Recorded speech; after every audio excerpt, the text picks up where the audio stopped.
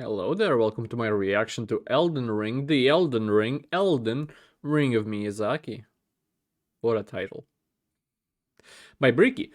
I haven't seen any of his videos. I thought I saw a Warhammer one, but that wasn't from him. So I guess this is my first video, my first experience watching any kind of Bricky video. Hopefully it will be good. Also, I want an actually proper, not necessarily good, Elden Ring review, but a proper one that gives it a proper chance and not what we saw lately, huh? Anyway, do you want to say anything else? No. Like, comment, subscribe, let's begin. I don't know. I'm losing my mind. My head. There we go. Before we start, 3 things. Also, my man's wounded. I wonder what happened.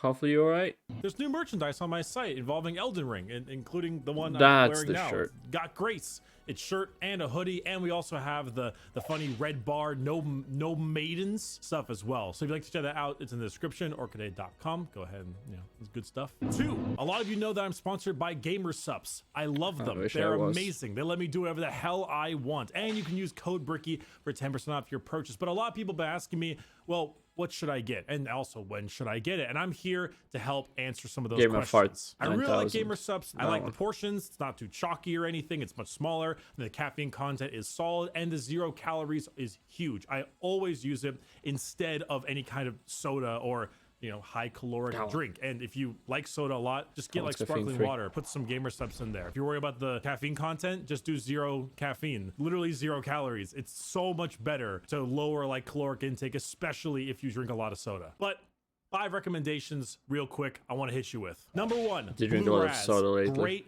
seriously tasty, keeps me awake. Just hard enough, like a staple. Everyone should try. But it became 2, expensive. Strawberry daiquiri. Surprising one there. One of my top favorites. Isn't really daiquiri came out of nowhere. Honestly, amazing. 3, Guacamole Gamer Fart 9000. Russian Badgers flavor. Unironically, a top 5 on the site. Shockingly good. It must have gone through a lot of testing because it's shockingly good. 2, Dragon Fruit. Personal favorite. Love Dragon Fruit.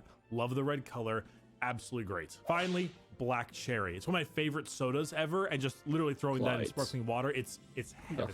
And if you put in any orders over $30, which is minimum 1 tub, and use code Bricky, you get free shipping internationally anywhere for the next couple of days. So if you're someone outside the US and you've always had problems with shipping, now is the time. And it's fucking expensive from there after the deal is over. So go check out the site in the description. Use code Bricky. If it's just a tub, let's get on it's with 16 bucks, I think. That's right. For shipping. I arm wrestled Raph. Or dice check after some alcohol. I won. I also but sprained my brachioradialis, and I have to be in a sling and take muscle relaxers and go to PT for a couple weeks. Apparently, I've won, but at what cost? There we go. Okay, I like you, Ricky.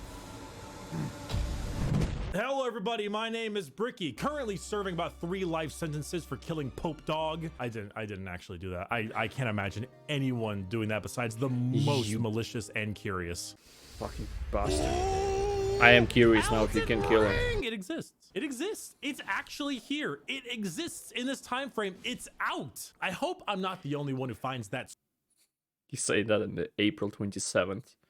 2 months after it's been out. Surreal. From the announcement trailer way back when to the YouTube channels dedicated to Elden Ring news, collecting dust. I can't believe it is out. It is played. I've beat it. I've beaten Elden Ring. Same, Bricky. High five. So be warned.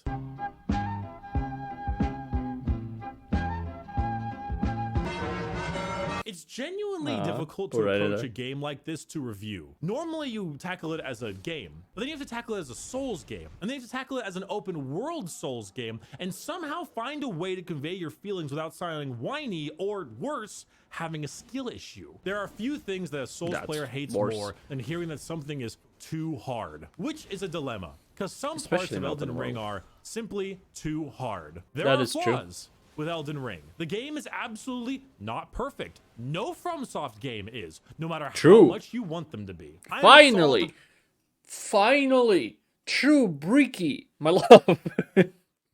Opponent that Dark Souls 1 is janky, unfinished, and generally doesn't live up to the hype it's garnered. But it's Yes. the game that walked, or let's say power walked, mind you, so that games like Bloodborne, Dark Souls 3, Sekiro, and Elden Ring could run. And Dark Souls 2. I think Demon Souls walked, so Dark Souls 1 can power walk, and so every other game can run. Or even sprint. So the question isn't, is Elden Ring good? Okay, then Dark Souls 2 run and everything else sprinted. Absolutely is. Sprints. The question is it the best FromSoft game? And in my unbiased, completely objective, word is law opinion, yeah, probably. Yeah. It kind of gets everything they learned throughout every game they made, put it together in an open world scenario, and mwah, fantastic. But it's not my favorite, and I don't think it's going to be a lot of people's favorite. The argument of best and favorite is something we'll touch on later in this video, but I still do believe that Elden Ring is a phenomenal, possibly the strongest Souls game there is, despite having its myriad of problems. Yes. Also, I agree that the best and favorite could be weird. That's why I still think that probably Bloodborne is my favorite FromSoft game. I just like the style. And I like that I don't have to use a fucking shield. I don't use shields in Souls game anyway. But there are moments where it's like, oh, you have to. Ooh. But use like a gun. It's like, it's very fast paced. I fucking love it. I love Bloodborne. And I want a remake or a PC release so the mods could be applied, so the game could be played infinitely. Or the second game that's hopefully not a PS5 exclusive, because I probably will never have a PS5. But why is Elden Ring so good? Well, it immediately starts with the loathsome dung eater. Out the gate, Elden Ring is swinging for the fences. It has one of the best character creators out there for a guy who has not a single uttered line of dialogue, just grunts of pain and noises, and will be covered by armor for most of the game. And yet it's still fantastic. Yeah, as a person who never does anything to their characters, I still can see that the character creator is fantastic and I can appreciate it, even if I'm not using it, because I know I'm not gonna look at the character that much. Together everything from Shrek, Megamind, or in my case, Jimmy Faith, a man of the cloth. And then set out with your preferred class. In my case, it's Elden John. The first one.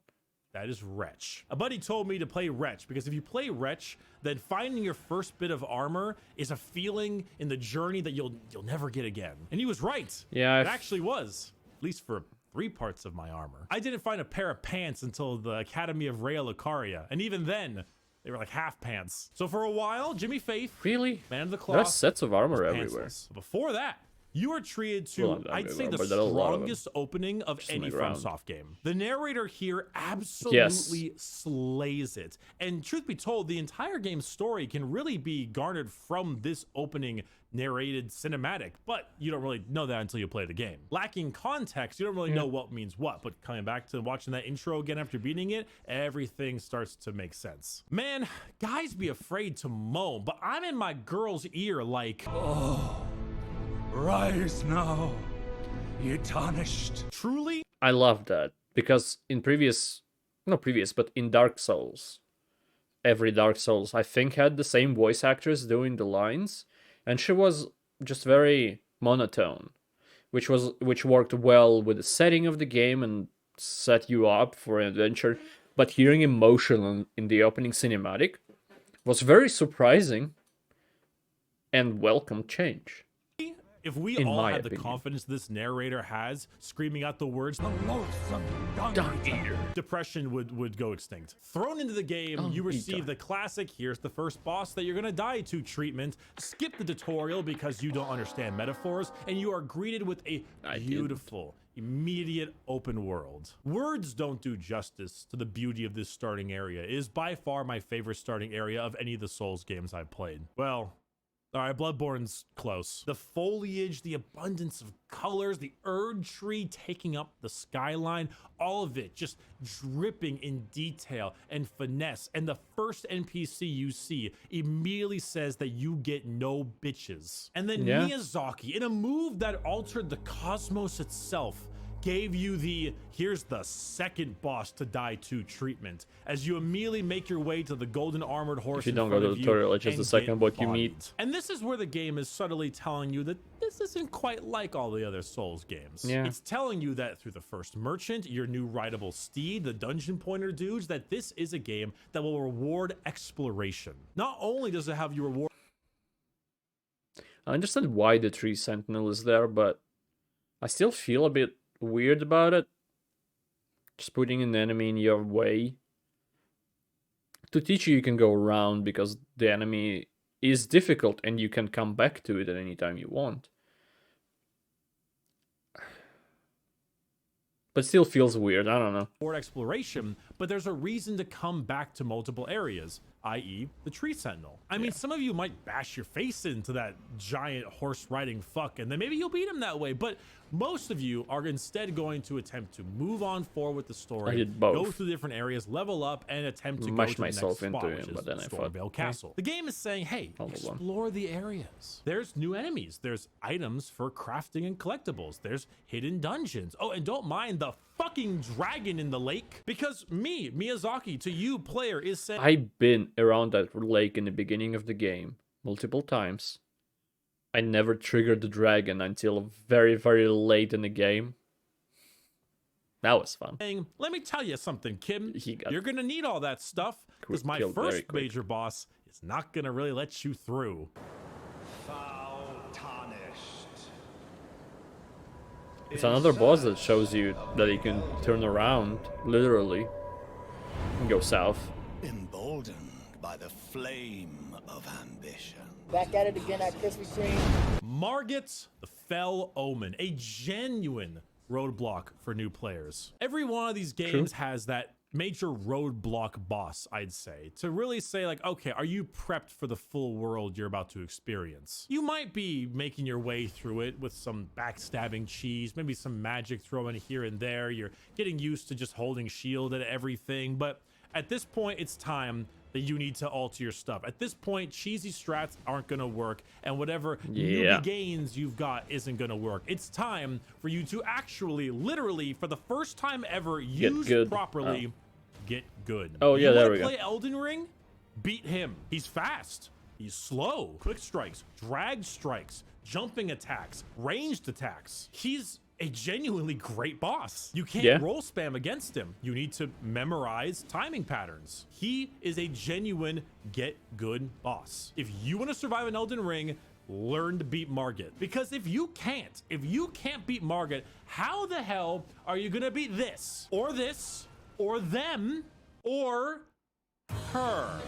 You may not even be able to beat her, if I'm being totally honest. This is Shit took a Malenia while. fucked up my arm and took my kids, gave me scarlet rot of the anus. But what Margit does, besides drag attacks for 3 years, is force you to engage not only with the combat system to a T, but engage with the leveling system too. For most of the beginning of the game, you can just grab whatever weapon you can actually hold and go to town with it. But if you want to beat him, it's time you got started on your build. And that is my biggest compliment to Elden Ring, is that the build diversity is substantial. Souls PvP players are some of the whiniest and saltiest people out there. They are worse than Overwatch players sometimes. And when I hear them bitching about every single type of build, then that means we're in a solid game. Now, some builds might be more viable than others. You are in an RPG, no RPG is truly balanced, but now I feel like you can actually build yourself like an RPG. Full strength, easy. Magic, sure. Magic dex, 100%. Moonblade, fuck you. Going blood, why not? Full dex, hit that shit. Going faith, incantations, miracles, let's fucking go. Pyromancies, dragon shit. All these things are options. Jimmy Faith, as a man of... But not bleed. I mean, bleed is kind of OP on most of the bosses, but not all of them. And especially not the last two. Or maybe more than two. I don't know. I didn't use bleed as my main thing. But if you go only bleed, you'll have to redo your thing.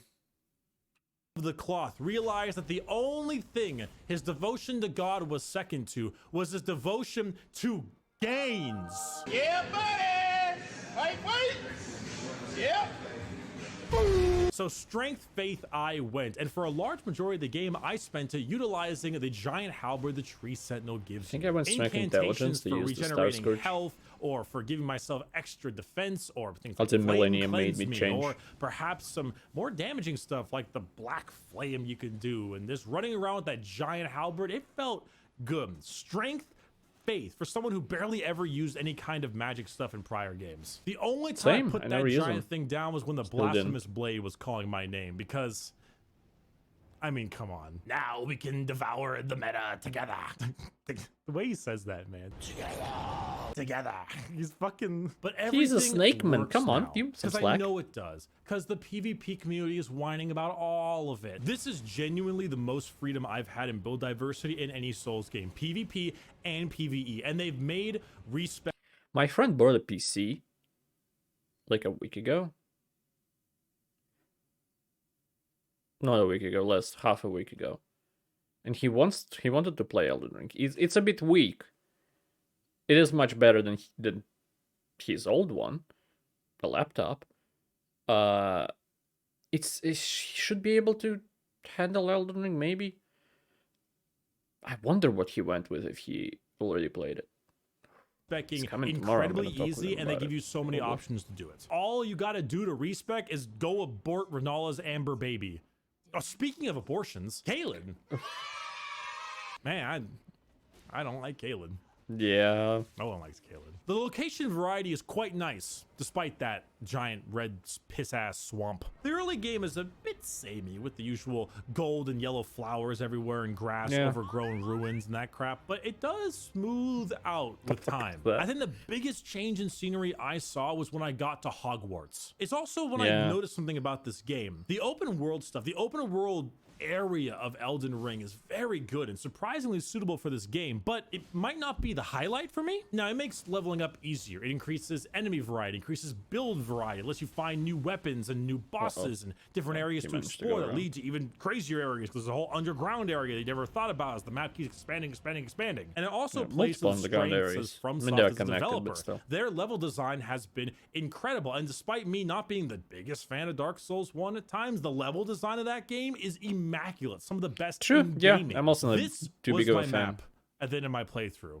I like Notice Dark Souls the 3 violent better, but lack of great map spots. design one I and three. didn't bum rush through the game, but I took it at Same. my own pace. I went where I wanted. I didn't make sure that I get every single nook and cranny. Oh, I gotta make sure that I go Same, I that did way that before I in go the this second. way and this way. No, I just went. Sometimes dungeons, second sometimes the playthrough, I mines, did that. sometimes the underground area, sometimes not. Going I everywhere. probably missed an entire 30% of the game, but there is no doubt in my mind that 30% is just as beautifully woven into the game I didn't as miss the much rest that I on did my first play. playthrough. However, despite all that, Besides maybe a couple my favorite items. sections of the games were the linear ones. I was happy every time I reached a section and we went into that old school Dark Souls variation of linear areas to move through. When, yeah, they had plenty of different ways and areas you could go around and pathways and that kind of stuff. And there was more to it than normal, but There was more to it than normal, but it is much more old school Dark Souls. By old school, I mean just Dark Souls. Because in the open world, when you kill a couple enemies, you get your heals back, and that doesn't happen in the like castles and stuff, in catacombs, in locked areas and they feel like it's just another Dark Souls game.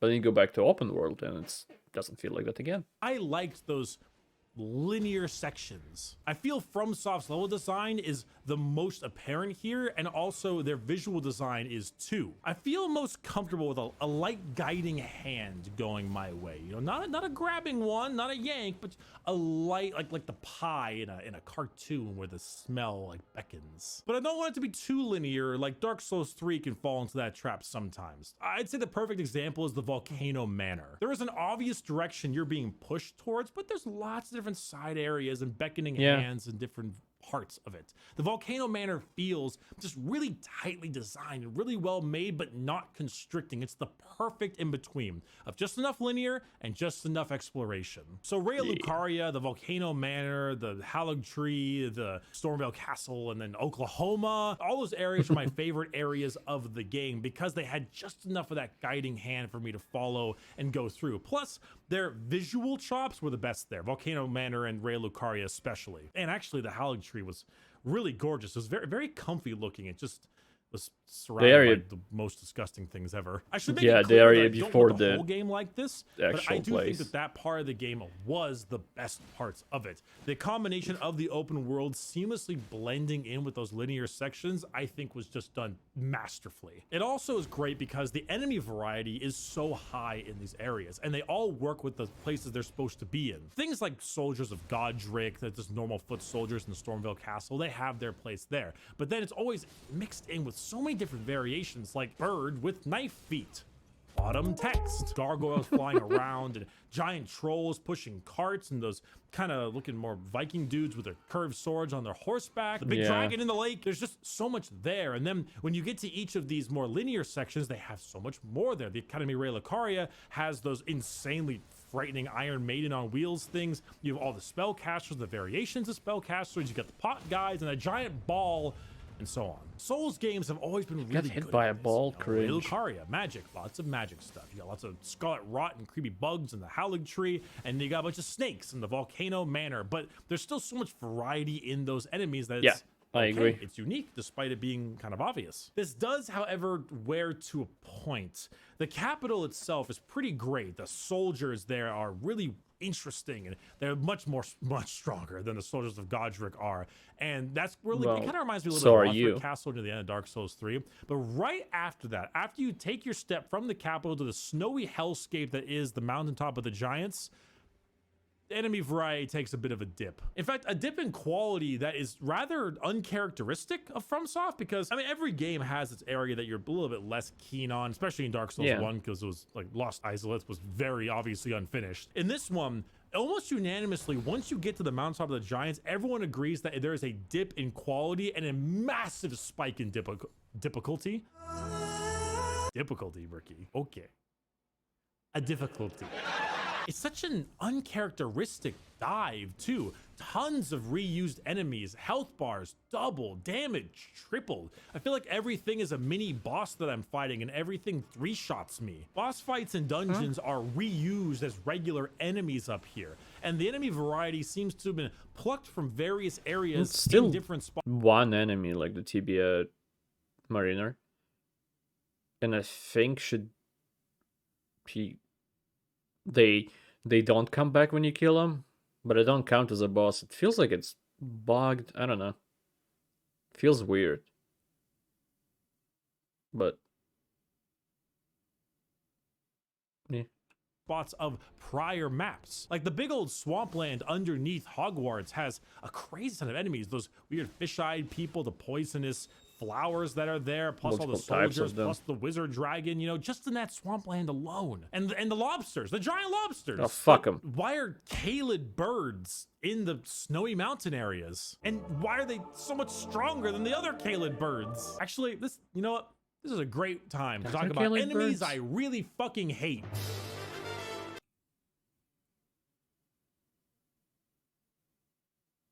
Oh. Before the fire giant. Yeah, there are some birds. Migrated. Who cares? Let's go. Birds with knife feet. The scarlet rot centipede things. Yes. Blood dungeon imps. Yes. Revenants. The Yes. Iron Maidens on wheels. Yes. Knights of Zamor. Rock Yes. dogs. And finally, That's Revenants. fine. Because it bears repeating. Who made that enemy? Revenants Who are thought the that was a most good idea? annoying one. The same motherfucker that made shark giants. But the mountaintop feels like Probably. it pigeonholes the player. Like before, Margit was your blocker, right? Margit was like the get good time thing. But now, when you've beaten the capital and you've beaten Morgoth, Margit the Fell Omen, Morgoth the Omen King. Really great disguise, by the way. You're certainly not underleveled, because you just beat the capital and there's a ton of enemies there and lots of runes and very high rune rewards, and you just killed Morgoth, so you're probably not underleveled, but you might be over leveled because you've done so much of the game plus the capital that I do think quite When I was doing my second playthrough, I went everywhere I can. I used the guide so I don't miss something important accidentally. So every time I entered the new area, I was over leveled for it. It's not a big problem for me, at least, but it is weird. Is that his green screen breaking? What is that behind him? Is he his room? a few people beat Morgoth a little too easily because they were just exploring everywhere prior. But it's like the game expected you to be over leveled because of the way they made you explore everything and tried to reward you for doing so. So by the time you reach the mountaintops, they're either still too hard because you're over leveled or basically impossible because you're at level. It is a shockingly difficult spike. It almost makes me believe that the capital itself should have been harder in order to prepare yourself for this increase up to the mountaintops. Maybe. And reward you for exploring more. Make Margit. I actually Morgoth expected the blocker capital to be twice, very hard, which is an but unfortunate thing that this now that I think about it, it wasn't. because like I don't mind all bosses being reutilized. Like that's fine. Some of them can be the weird watchdog things that look like cats but are I guess dogs that have the really annoying stab move. Like if they're redone, all right, whatever. The Soldier of Also Godric is a freaking boss, for God's sake, and he's everywhere. But others, like the Black Knife Assassins, for example, the ones that turn invisible and grab you and backstab you, yeah, that just feels like poor design. Luckily, not every boss is reused, but a lot of them are. Luckily, most of the reused bosses are just kind of... That's a bad example of reusing bosses, because that version of Tree Avatar is the only version that uses Shadow Clone. The only one. That's the special for some fucking reason. The most annoying one. Not accidentally. The dungeon ones here and there that became regular enemies, and I guess that's whatever. But at least most of the main bosses are not reutilized. And if they are, they're not reutilized as a regular enemy. I'm not a big fan that Mohg and Godric can be reutilized, but at least they're not just a regular enemy roaming the streets. The main bosses tend... Also, unless I'm mistaken, Mohg appears twice in the game. And those two versions are different. It's not just the same boss fight again, but a little bit more difficult. Like Mohg under the Citadel, under the capital, is much easier because he doesn't have a second phase. And second phase is quite a pain in the ass for the real Mohg, the Blood God, whatever the fuck his full name is. Really good in FromSoft games, and luckily in Elden Ring's case, that is exactly what they are. The design of these bosses are spot on. You've got Godric, Rennala, Radon, Morgoth, Rykard, Malenia, Blade of Miquella, Godfrey, Malakath, Mohg, and Radagon, and just Radagon has some really highlights here. The names you hear spoken to you over and over again, the shard bearers of the Elden Ring, this is where the designs went out to. This is where the strength came from. I agree, some problems, some are a little bit annoying on the run back, Rennala. Some will give you more opportunities to attack, Malakath. Some are the Blade of Miquella, Malenia. But where they never disappoint is all that other stuff. Their aesthetic, their voice acting, their themes. The narrator was just a prelude to honestly some of the best voice acting I've heard in a video game, which is shocking that it's so good here, because normally that stuff is reserved for one, not localized translation, and two, much more like mocap, facial animations and stuff. These people barely move their mouths, if anything, and yet they've got FromSoft games always had good so much power and voice effort acting put into their voices, especially the bosses. Thy strength, O kindred. Deliver me unto greater heights. What is thy business with these thrones? 6, whatever amount of fingers he had. Godric the Golden. Join myself and King as remedy. Together. The very god. Welcome, honored guest, to the birthplace of our dynasty. knows how to pronounce Dynasty. Upon my name as Godfrey, the first Elden Lord.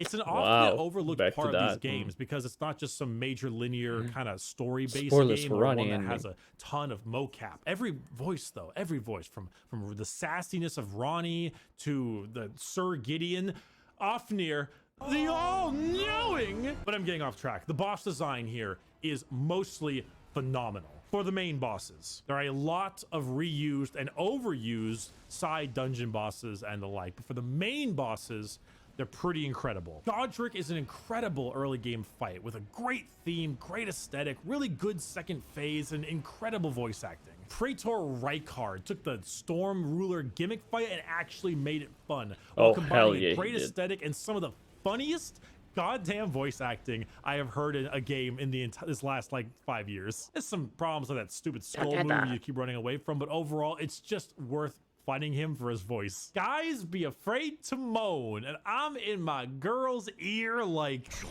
myself and King as remedy. Morgoth, I think, is massively slept on for the reasons I mentioned earlier, where you might be over leveled to fight him. I think the Morgoth fight is a standout. Top 5, definitely, maybe even top 3. He's got a great cutscene. His VA is incredible. The entire room, like his battle room, is wonderful. The theme is good. His phases are awesome, and the new moves he has, it's just a really slept on boss fight. Radahn, I But fought it is the third post-patch, time you and I meet don't him, really so you're kind care of about used to that because I fought most him of the them. way of the festival, the Radahn Festival, where you summon everyone Star around. Festival. That's just fun. That's just a good time, and I love it. Just seeing Yeah. Alexander the Jar run his way up is great. Godfrey is my favorite boss in the game, so much so that I wish it Really? was harder. Phase 1 feels like the fairest yeah, fight same. in the entirety of the game. I wish It it was feels harder. just really strong with just enough opportunities to attack, just enough combos, and just enough time to memorize what he was doing, and even a nice little bit of mix-ups where you can jump over his kick move instead of having to roll everything, making it feel a little bit more like Sekiro, if I'm gonna be honest. And then phase 2, he just doesn't give you a moment to breathe. He is on your ass, full stop, going straight from like this Going giant beast muscle-bound mode, warrior literally. guy to Azura's Wrath. The man throws out wrestling moves. Azura's Wrath reference. Bricky, should I watch more videos of yours? Courtesy enough. Just press the buttons, fool boy, and take that. And take this command grab like a man. Thank you. The screams he does. Miyazaki really decided that he was going to make the Giga Chad meme in the game, and he pulled it Yeah. off. Godfrey is an inspiration. I look at that man, and I think to myself, this is why I try to lift more. Well, you know. If I look 1% like him when I'm in my 40s, I've lived a good goddamn life. Man, I don't feel like working out today. Maybe tomorrow. I've seen these memes. Oh, hell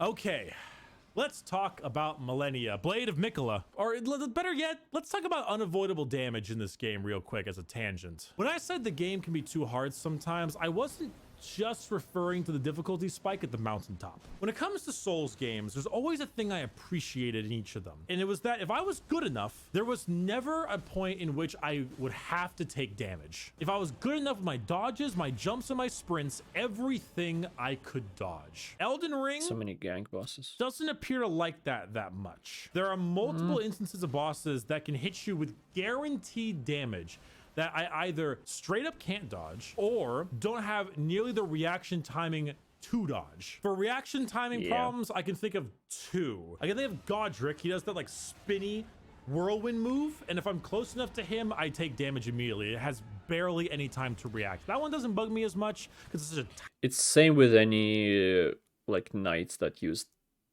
the wind moves. tiny bit of damage. And the other one I'm thinking of is Malakath. When the first phase of his fight, he does the backwards double slice and then throws rocks at you.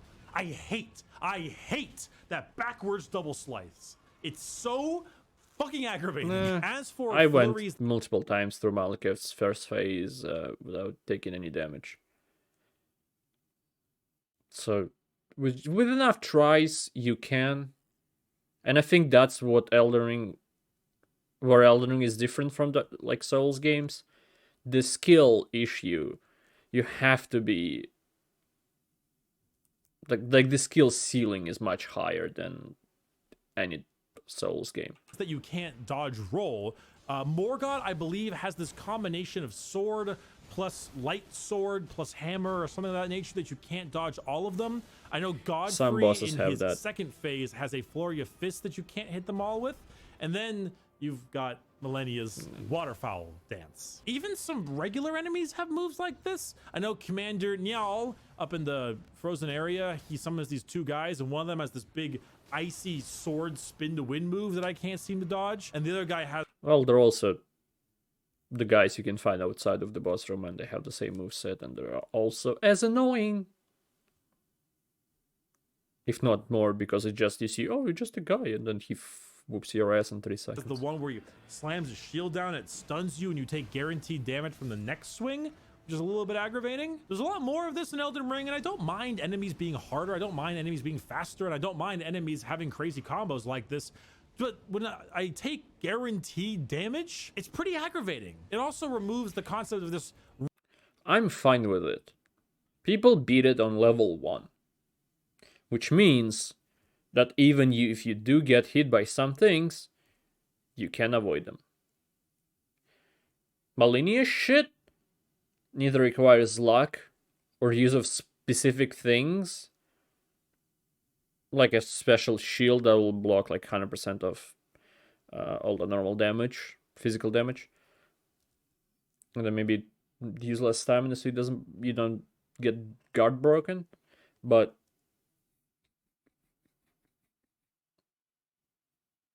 yeah, people beat it on level 1.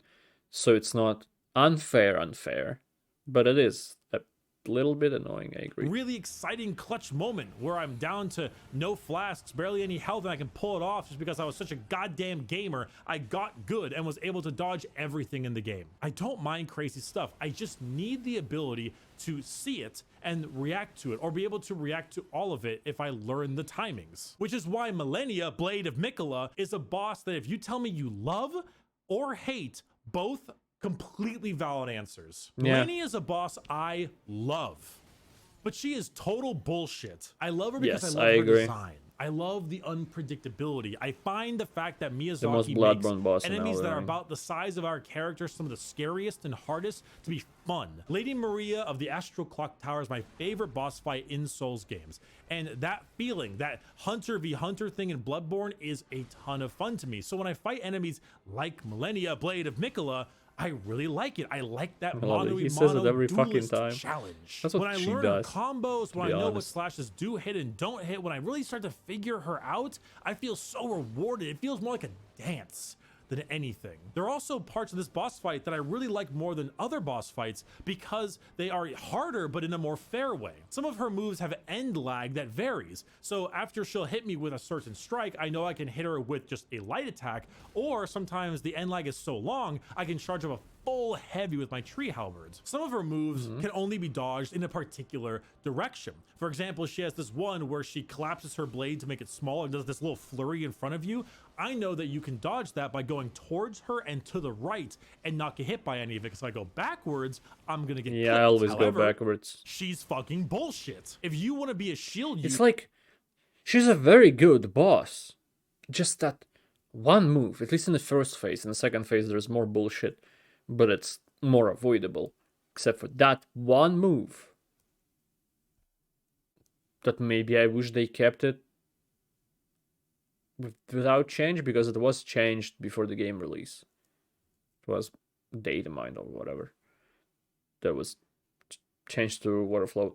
Not to waterflow dance, because I think the name would have been the same, it's just a different moveset. User get fucked. You literally can't be a shield user against her. Her lifesteal doesn't matter when you have a shield. She will just take full lifesteal, which is bullshit. Summoning. It should be like when she hits you, when she hits your meaty parts, then she gets healed, and not just through a shield, or when they broke her and just any swing healed her or something. I agree with that, but you can't be a shield user. Most people who beat her on level 1 or whatever used shields to do so, just for the water flow dance. Ashes or sometimes other players is also a terrible idea because she can heal off them too. Waterfowl dance is literally undodgeable. So first time I beat her, I used the mimic. That first flurry, so long as you are somewhat close to her in any way, is completely undodgeable. And she starts it up so fast that you do not have the time, if you are currently engaged in combat with her, to run away far enough. Yes, Flurry 2 that's when I said that you need luck to avoid it. Flurry 3 of Waterfowl, however, is very much dodgeable. I know that after I take 2 how much is damage easy, from Flurry and 1, 3 is when she starts the second one, I need to less dodge easy, to but the still. left and towards her. And then when she starts Flurry 3, I need to dodge towards her again and then backwards after she's done with it to avoid the last little bit. I was able to replicate this pretty consistently, and I liked that challenge where it wasn't just about learning when to dodge, it was learning about when and where to dodge. That was fun. Flurry 1, it's not fun. It's bullshit. The only way I can imagine someone dodging this is some ridiculous speedrunner level, no hit, level 1 crap that 99.9% of players are not going to be able to do or replicate. Now, phase 2 is a lot of fun. It's a really cool looking face change. Her design is amazing. Miyazaki somehow made a naked woman tasteful in his fucking Souls game, but she does some annoying shit like extending combos randomly for absolutely no reason. It feels like she gets more hyper armor on certain moves and not others, but only sometimes. And often she'll start up some moves so fast that I won't have time to react whatsoever. For example, she'll finish this big combo on me, I move in for my hit, and then she immediately flies up in the air, infects me instantly with Scarlet Rot, and then sends down her little skeleton projections the entire time. While I have to sit there and wait for her to come down. I can see it happening I find myself here. waiting for her to finally come down, or for her flower to be removed, and all these kinds of things where I just wait and wait for the boss. This is a similar problem with Malakath, where he jumps in the air, does 3 giant spin blade things, lands on the ground with a stab, and then explodes. And then maybe, if I'm fast enough, I can hit him. Figuring out boss attacks is fun. Figuring out timings is fun. Learning how to dodge them is fun. I like Malenia because the time I spent learning not only when to dodge, but where was an enjoyable extra challenge. I like the design. I like how difficult she is. I like the dance. But she's got some crap. A lot of enemies in this game have some crap like that. They do. You know, when someone goes to the state fair, it's trying to make the biggest burger ever, and the winner makes the burger, and it's fucking crazy. It's enormous. The fact that it's actually a burger is insane. It looks like a burger, but it's gigantic. But if you look closely, you start to see the imperfections just a little bit. You see some areas that are a little burnt, some areas that are a little bit underdone because the patty is just so big, right? The fact that they needed so much lettuce for it, and some of the lettuce is not as clean looking as the other bits of lettuce. Malenia is the boss version of that big fucking weird burger. metaphor, but She's sure. so over the top. She's so exciting, so fun, so interesting, but she crushes herself over the weight of her own ambition. I liked learning about her. I liked fighting her. I liked the design, I like all that stuff, but some of those things, the guaranteed damage, the combo, the duration extenders, the lifesteal, just removing builds, all that stuff, those are the imperfections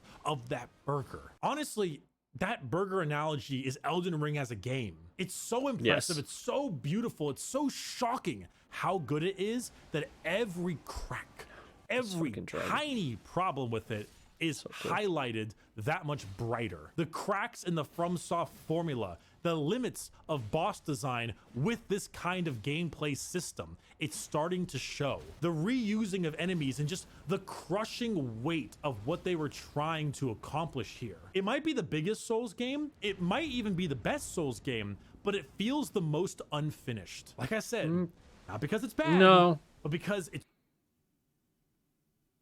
To me, Dark Souls 1 feels the most unfinished still.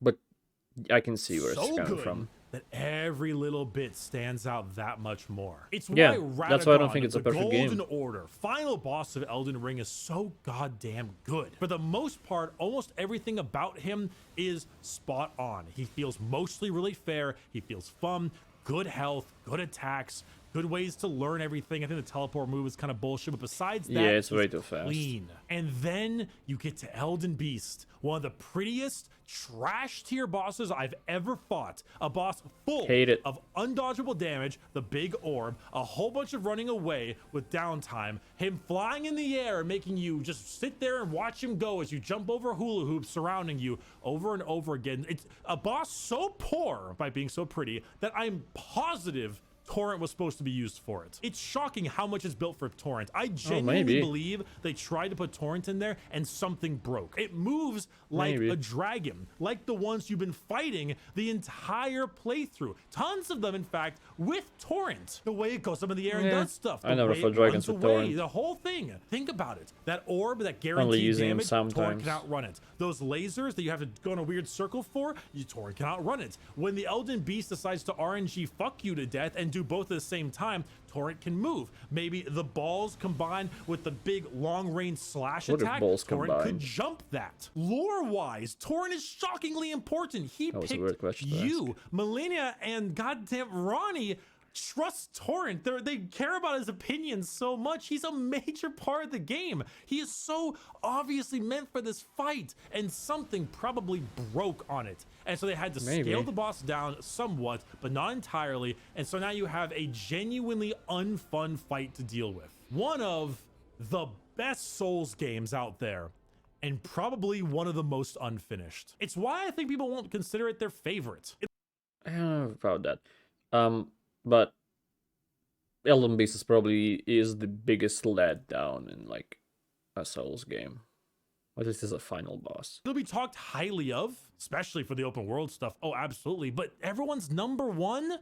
I don't know. It might be my number one, but it's tying with Bloodborne right now. I need to play more of the game. I haven't discovered all of it. I haven't done every quest line, and I still need Vidya to finish telling me what the lore is. I actually really like the Elden Ring lore. It might be my favorite lore out of all the games, but right now it's a little bit under Bloodborne. I think Bloodborne mechanically is not as strong as Elden Ring whatsoever, but it's much more simple about it. The difference between good and favorite. Genuinely, this game succeeds in so many fronts. It's going to be talked about for years on end. It's going to be videos that are going to be just consistently coming out for years. There will be content to be made. There will be lore stuff to come out. There will be people describing every other open world game to Elden Ring for a while, just like they did with Breath of the Wild. But a perfect game? Hell no. A finished game? No. Bullshit? Yes. Amazing? Absolutely. The hardest part about reviewing games is being able to talk about how much you love a game and how good it is,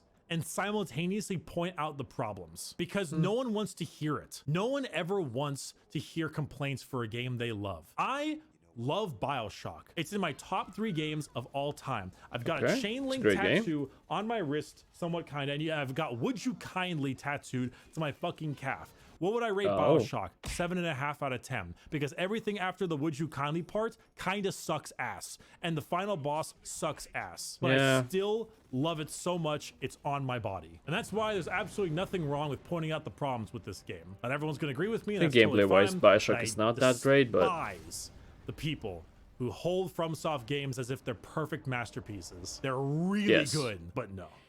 They've got a lot of issues. But that being said, yes, that's Elden fair. Ring's my game of the year so far, and we'll see if anything overtakes it. Thank you all very much for watching this video. To my patrons, I very doubted Thank you for allowing me to the amount of shit it created around itself. By shit, I don't mean actual like bad stuff. I just mean things. Amount of things it created around itself. Would it be shit or positive? I mean, positive or negative? Probably nothing in 2022. I don't know. I don't know what else is coming out in 2022. God of War Ragnarok. God of War is one of my favorite games, like the remake, the 2018 game, and can't fucking wait to play the second one. Hopefully I will be able to play it, like, at all. Thanks, Russia, but yeah. Create content like this one took a while to come out, and I hope you understand why. It's a long one. It could be moved to 2023. I'm going to recover from this hopefully soon.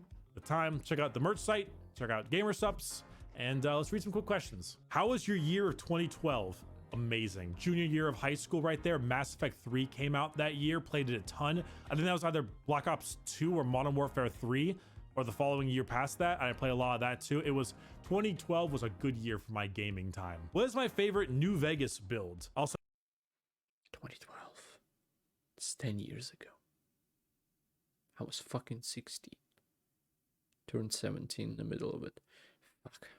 have I heard of Fallout 4 New Vegas? I have. I don't know if it'll work because, you know, modding and copyright, all that stuff, but I hope it comes out well.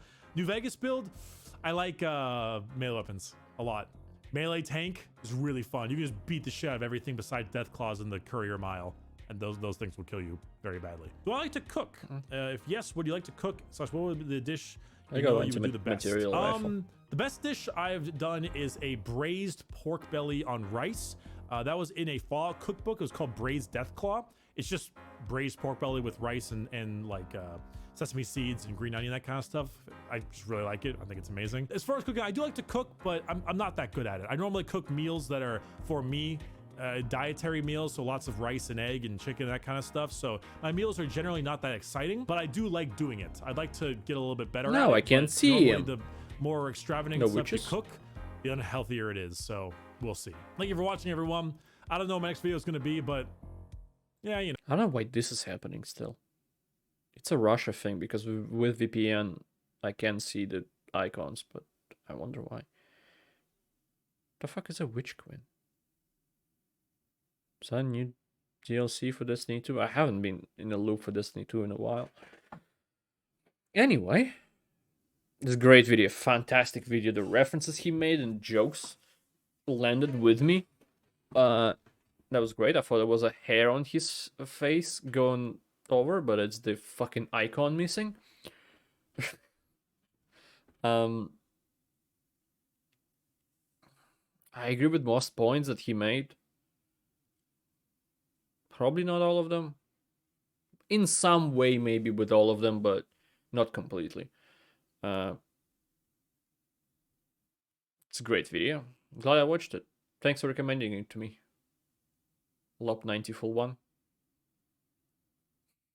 I don't know. But yeah, thank you for watching this.